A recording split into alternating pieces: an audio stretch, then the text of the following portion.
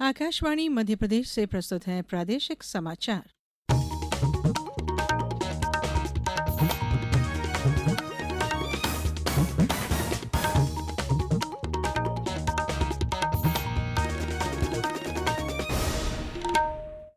नमस्कार, समाचारों के साथ मैं धारणा सचदेव।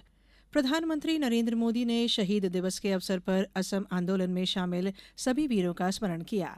सोशल मीडिया पोस्ट में श्री मोदी ने कहा कि यह आंदोलन राष्ट्र के इतिहास में हमेशा महत्वपूर्ण स्थान रखेगा। प्रधानमंत्री ने असम की संस्कृति और राज्य के सर्वांगीण विकास के लिए देश की प्रतिबद्धता को दोहराया। राष्ट्रपति द्रौपदी मुर्मू ने कहा कि भारत एक ऐसा राष्ट्र बनने के लिए प्रतिबद्ध है जहां मानवाधिकारों की न केवल रक्षा की जाती है बल्कि उनका सम्मान भी किया जाता है।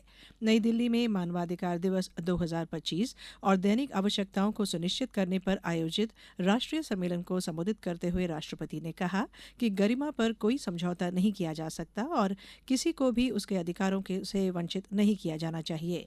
राष्ट्रपति मुर्मू ने कहा कि मानवाधिकार दिवस एक न्यायपूर्ण, समतावादी और करुणामय समाज की पृष्ठभूमि तैयार करता है। उन्होंने कहा कि न्याय मिलना प्रत्येक व्यक्ति का जन्मसिद्ध अधिकार होना चाहिए। आज प्रदेश भर में भी अंतर्राष्ट्रीय मानव अधिकार दिवस मनाया जा रहा है।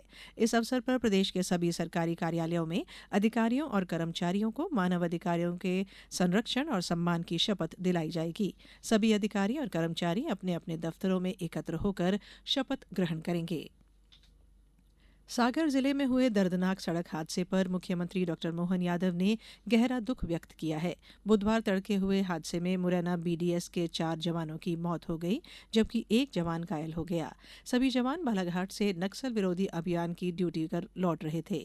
मुख्यमंत्री डॉ यादव ने सोशल मीडिया के माध्यम से शोक संदेश जारी करते हुए कहा कि यह घटना अत्यंत हृदय विदारक है। उन्होंने दिवंगत जवानों को श्रद्धांजलि अर्पित की और शोकाकुल परिजनों के प्रति संवेदनाएं व्यक्त की हैं। मुख्यमंत्री ने घायल जवान के शीघ्र स्वस्थ होने की कामना भी की है। सरकार ने कहा है कि अमृत भारत स्टेशन योजना के अंतर्गत 160 रेलवे स्टेशनों का निर्माण कार्य पूरा हो चुका है। आज लोकसभा में पूरक प्रश्न के उत्तर में रेल मंत्री अश्विनी वैष्णव ने बताया कि इस योजना के तहत विकास के लिए 1300 से अधिक स्टेशनों की पहचान की गई है। उन्होंने कहा कि सरकार रेलवे स्टेशनों पर यात्री सुविधाओं को बेहतर बनाने के लिए यात्री आवास क्षेत्र, यात्री हॉल, पार्किंग और रेलवे स्टेशनों तक आसान पहुंच का निर्माण कर रही है। श्री वैष्णव ने कहा कि स्टेशनों के पुनर्विकास का कार्य यात्री सुरक्षा पर विशेष ध्यान देते हुए किया जा रहा है।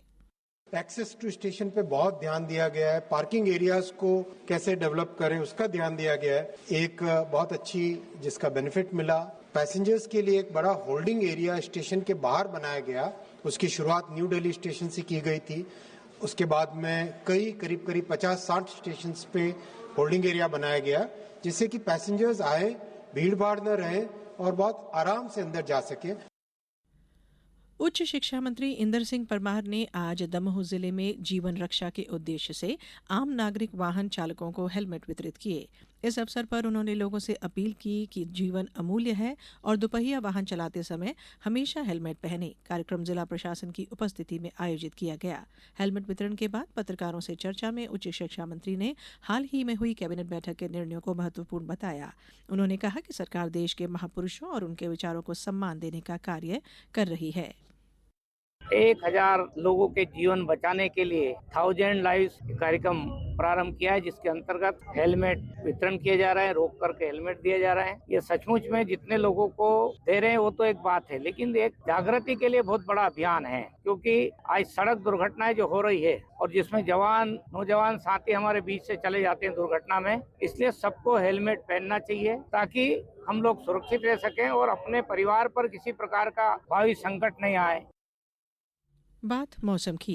प्रदेश में कड़ाके की ठंड का असर लगातार बना हुआ है। सर्द हवाओं के कारण तापमान तेजी से गिरा है। राजधानी भोपाल, इंदौर, ग्वालियर, उज्जैन और जबलपुर समेत प्रदेश के 25 शहरों में न्यूनतम तापमान 10 डिग्री सेल्सियस से नीचे दर्ज किया गया है। मौसम विभाग ने अगले 2 दिनों के लिए शीतलहर का अलर्ट जारी किया है। इस बुलेटिन में इतना ही। अगला बुलेटिन शाम 7:10 पर। नमस्कार।